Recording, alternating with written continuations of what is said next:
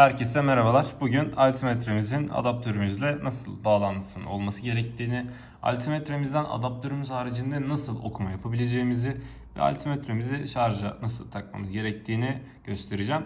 Öncelikle altimetremizin şu şekilde antistatik poşette gönderiyoruz. Bunu açıyoruz. Altimetremiz şu şekilde.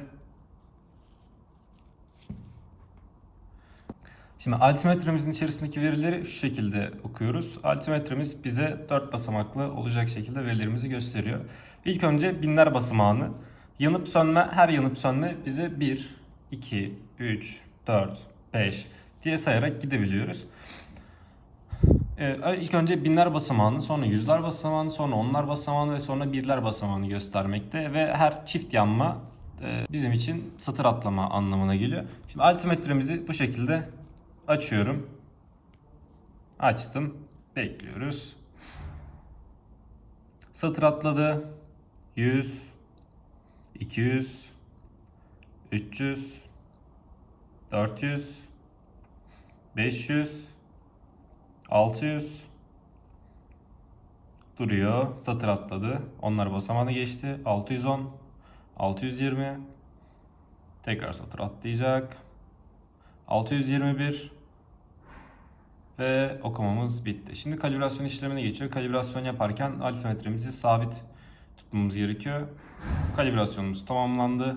Şu anda altimetre uçuşa hazır olduğunu belirtmekte. Üzerindeki bu ışık yanıp sönüyorsa bu şekilde bu hazır anlamına geliyor. Şimdi adaptörümüzü nasıl kullanacağımızı göstereceğim. Öncelikle adaptörümüz için içerisinde zaten biz bir adet Type-C kablosu göndermekteyiz.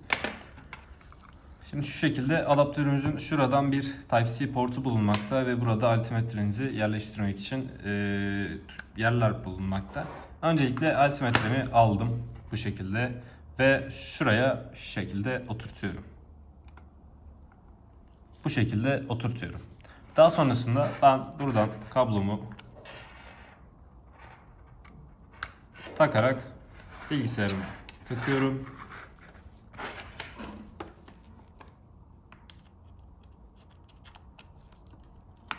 Ve okuma işlemini şimdi birazdan yapacağız. Ama ondan önce göstermek istediğim bir şey daha var. O da altimetremizin yanında gönderdiğimiz şu erkek header'lar. Altimetrenizi, header'larımızı lehimleyerek, yani şu şekilde header'ları lehimleyerek daha güzel bir kullanım, daha rahat bir kullanım sağlayabilirsiniz.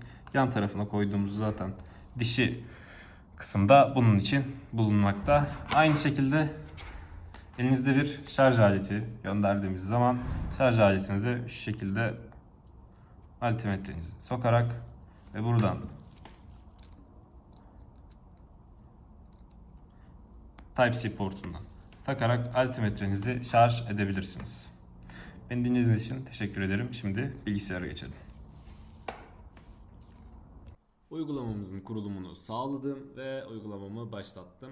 Şimdi öncelikle altimetremi açıyorum. Adaptöre bağlı olan altimetremi açıyorum. Bu şekilde okuma yapacağız. Daha sonrasında buradan bağlantı ayarlarından COM adresimi seçiyorum. Bizim COM adresimiz COM15. Burada verileri oku diyerek verilerimi okuyorum. Az önce altimetremizde gördüğünüz gibi 621 metre okumuştuk. Ve burada baktığınız zaman max yükseklik 621 metre. Biz buradan uçuş bilgileri ekranından taban basıncımızı, maksimum yüksekliğimizi, uçuş süremizi ve apogee basıncımızı görebilmekteyiz. Şimdi buradan zaman, yükseklik, hız ve faz şeklinde 4 adet sütunumuz bulunmakta. Bunlardan zaman, hangi zamanda kaç metrede olduğu, yükseklik, hangi yükseklikte olduğu, yükseklik değerlerini buradan görebiliyoruz. Yani 397 metredeyken kaç metre bölü saniye hızla hareket ediyormuş bunu görebiliyoruz. Yani buradan gördüğünüz gibi motorlu uçuş, apogee ve birkaç tane daha farklı fazımız bulunmakta. Şimdi diyebilirsiniz ki eksi 69 metre bölü saniye hız nasıl oluyor? Biz altimetrelerin testini yaparken öncelikle ilk testlerde ben vakum testi yaparım. Vakum testinde de bu şekilde bir sonuç çıkar ortaya. Çünkü gerçek bir roketle uçuş yapmadığınız zaman bu şekilde veriler ortaya çıkar. Ama siz gerçek bir roketle uçuş yaptıktan sonra verileriniz daha düzgün olacaktır. Buradan uçuş grafiği sekmesinde ise biz şu şekilde şeylerimizi görebilmekteyiz. Grafiğimizi görebilmekteyiz. Burada kesikli turuncu olan metre bölü saniye yani hız. Burada da yine gerekli bilgilerimizi hangi işte aşağıda saniye, işte metre, hangi hızda, hangi saniyedeyken neler olduğunu buradan grafiğimizden görebilmekteyiz. Burada sistem günlüğümüz bulunmakta. Burada hatalar ve benzeri sorunlar oluştuğu zaman veya işlem başarılı şeyini gördüğümüz zaman burada bir sıkıntı olmadığını gösteriyor bize. Yani log kaydı gibi düşünebilirsiniz. Bu şekilde uygulamamız altimetremiz uygulamamız sürekli olarak geliştirilmekte. Bizleri takip etmeyi unutmayın. Teşekkür ederim.